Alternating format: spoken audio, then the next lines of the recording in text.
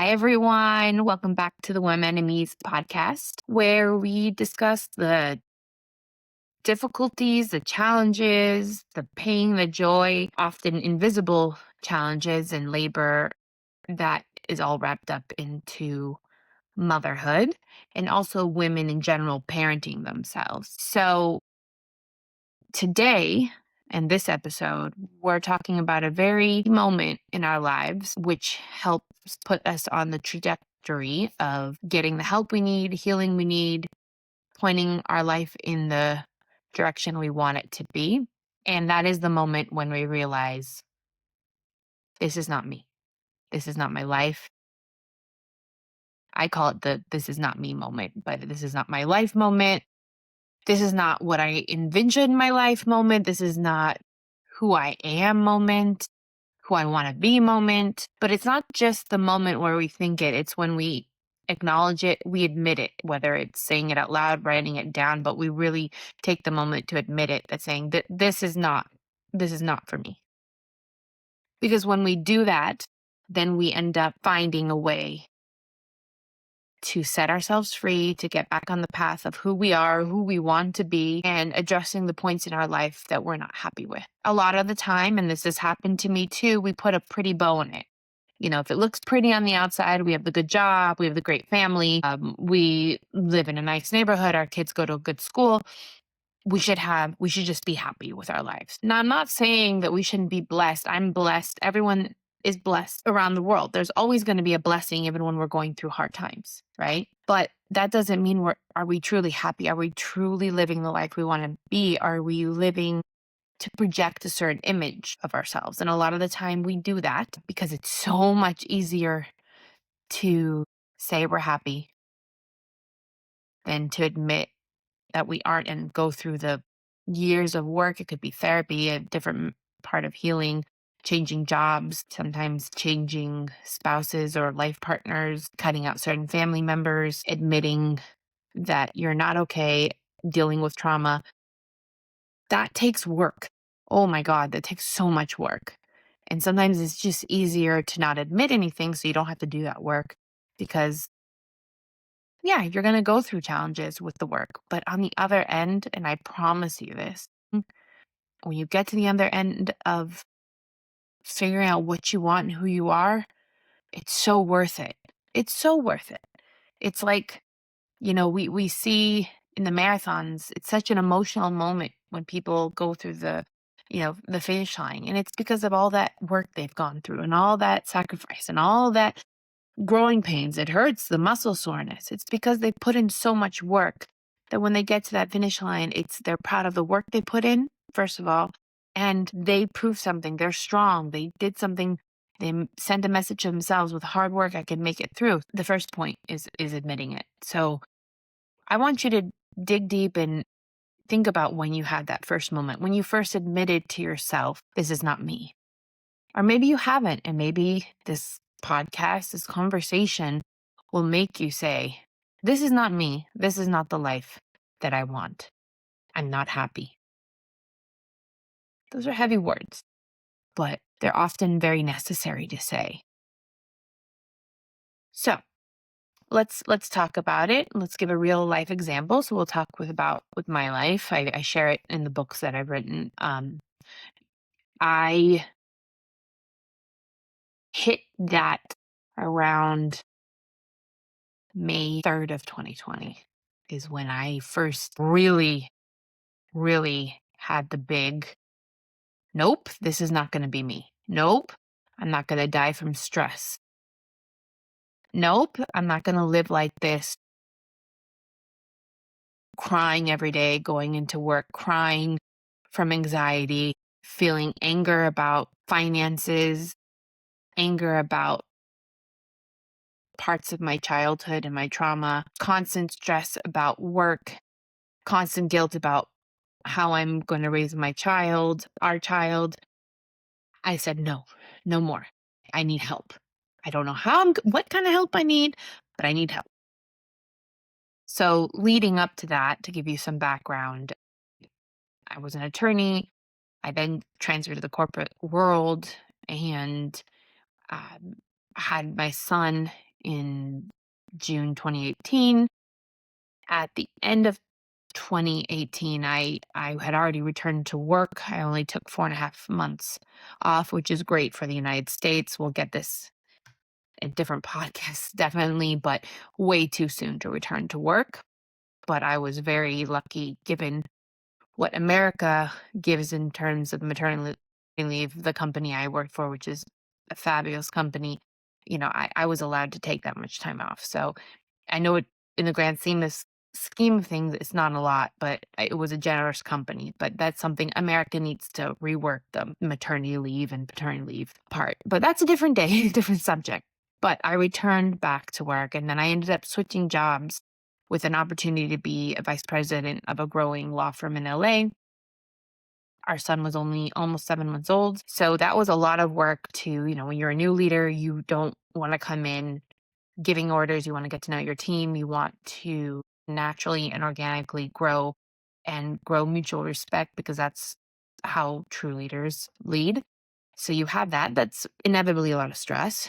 When you become a mother, I feel like you're a new wife all over again, because you and your partner and their new husband are trying to realize what the new dynamic is now with this third little bundle of joy in the mix, and the sleep deprivation and the duties that come along with it.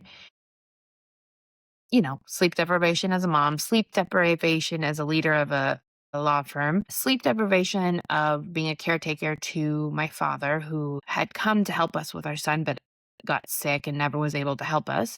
So navigating the insurance, he was a Greek national coming to the United States and having to navigate the healthcare system for him, and no time for Marilena. Waking up at 5:30 in the morning to get everything ready for my son.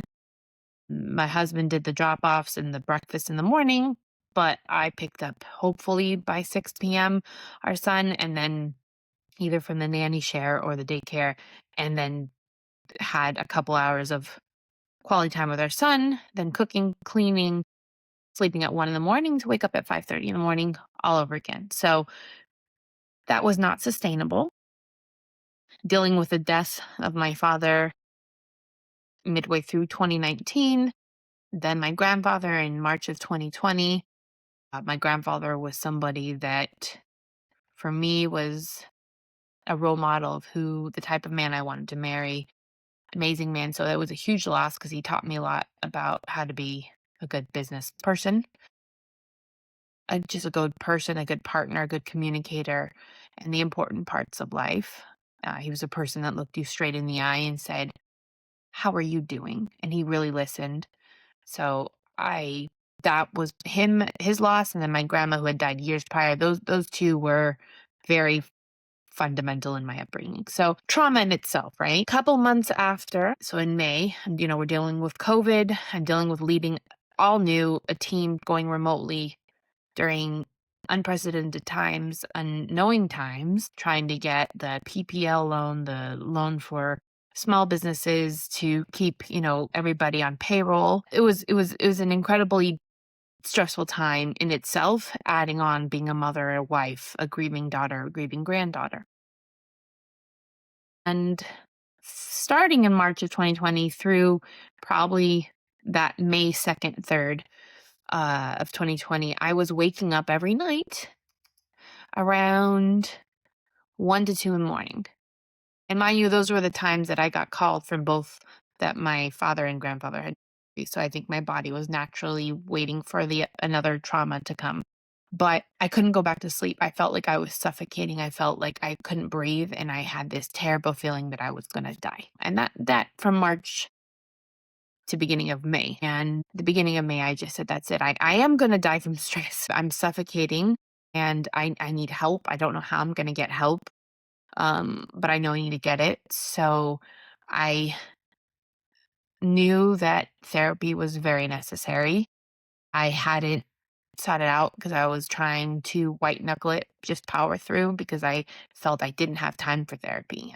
I was a full-time mom, a full-time worker outside of the house and inside the house, and I was taking on invisible labor, another many episodes that we'll talk about in this podcast. But I was taking it all on, And there was no end in sight for when I could say, I'm delegating this will calm down. And I was not treating my body correctly whatsoever. I wasn't sleeping, I wasn't eating correctly, I wasn't even drinking water, and I was putting everybody's needs before myself. And so I started out by asking my insurance company for a list of therapists that were in the network. And one by one, I called for probably about 5 days straight. They all were not taking any new clients. So I knew I needed therapy. I don't know exactly for what, but I was having anxiety attacks. I felt like I was going to die and I couldn't get help.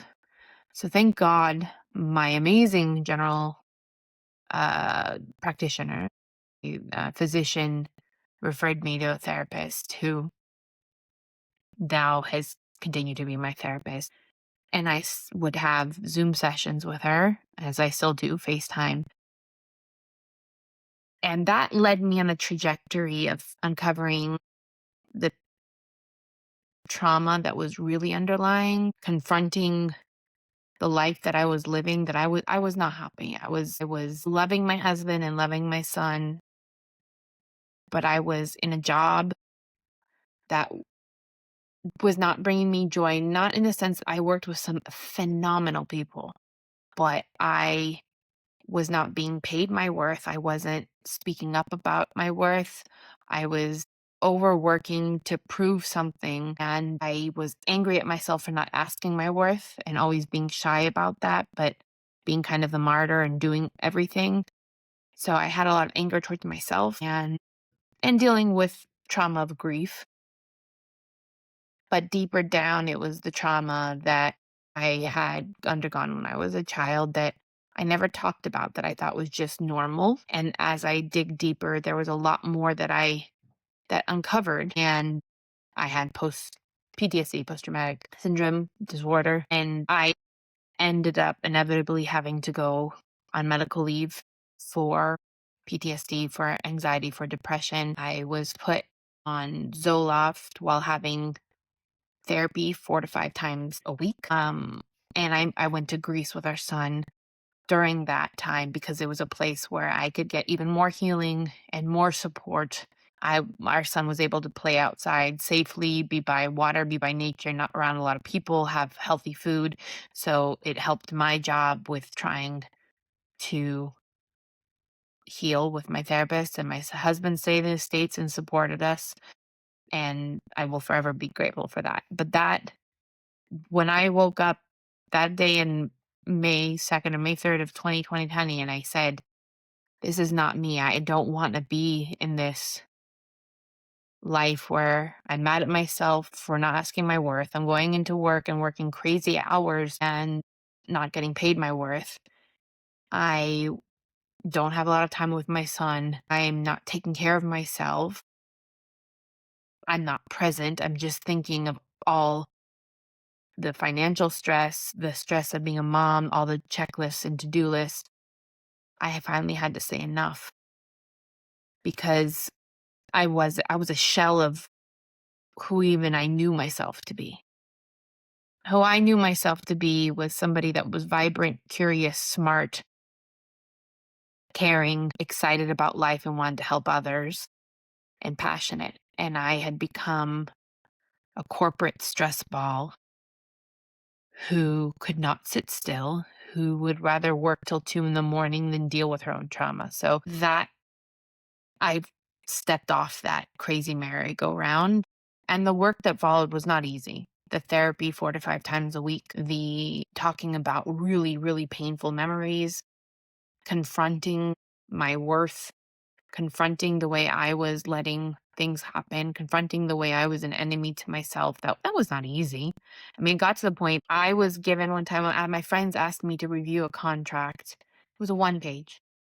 I couldn't read. I was looking at the paragraphs and my brain, because of all the trauma that finally was safe enough to talk about, I wasn't able to read a couple paragraphs. And I remember calling my therapist and my doctor, and I was in tears.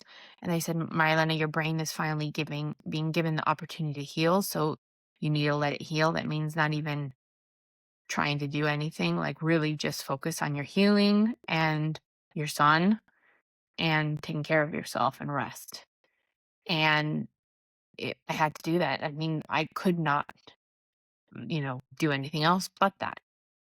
It was very painful. I'm very grateful for the opportunity that I was able to be in a marriage that was so supportive and is still supportive of me living in Greece, because that was my healing place, and to focus on that. Not everyone gets that, and I'm very aware of that. But it all started when I woke up and I said, I don't like this. I don't want my son to feel this way. As parents, we want a better life for our kids. We want our kids to pursue their passions, to wake up with excitement, with curiosity. Not that they're not going to have challenges, but here I am wanting that life for my son, but I'm not living that life. I'm not living that life by example. I was giving everything to him, making sure he ate well, he slept well, he was excited about life, and I was doing the opposite towards myself. So that's where motherhood really woke me up, because why aren't I wanting the same things that I want for my son? Why aren't I doing that to myself? And if our kids were ever sick, if they ever needed help, wouldn't we give up our sons and our kids those help? Whether it's therapy, whether it's more sleep, better nutrition, moving to a safe place where they're, a place where they can feel safe to express their emotions. Well, you have to do the same thing.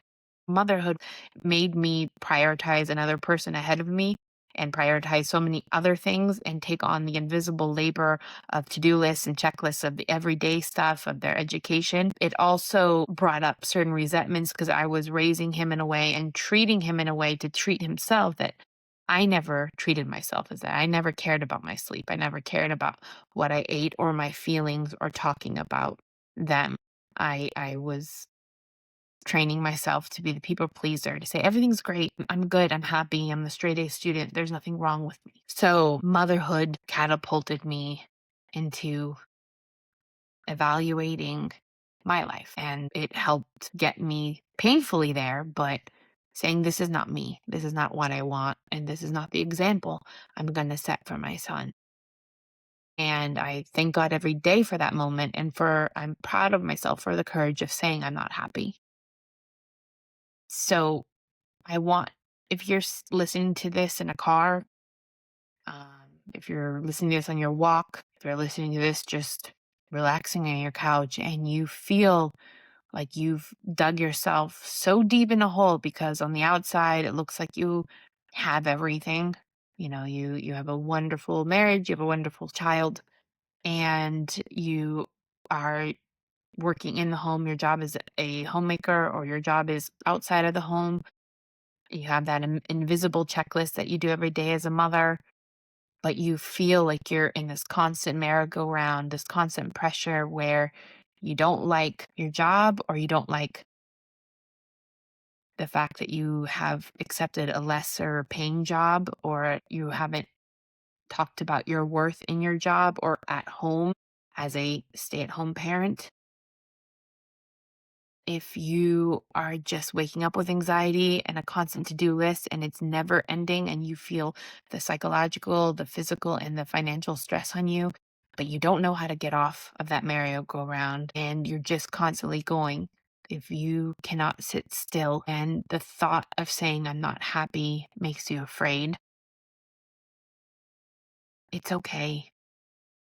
There's nothing to be afraid of. It's more to be afraid to say everything's good when it's not, because your gut, your heart knows when you're not unhappy, when you're not happy. And so for me, it was such a cognitive dissonance where outside I was projecting this happy, got it together leader who was always there to help other people and my friends. But at home, I was snapping at myself, snapping at my husband, exhausted, terrified for the future, living in a constant state of terror and no stability, no emotional regulation. And so it's okay to say you're not okay. It's okay to say you're not happy. It's okay to say, this is not me. This is not who I want to be. I feel like I lost myself. I feel like I never found myself. And the person I am right now is not who I want to be. And this is not a life I want to live. And I'm not saying tomorrow go and quit your job, ask for a divorce, run away from your problems.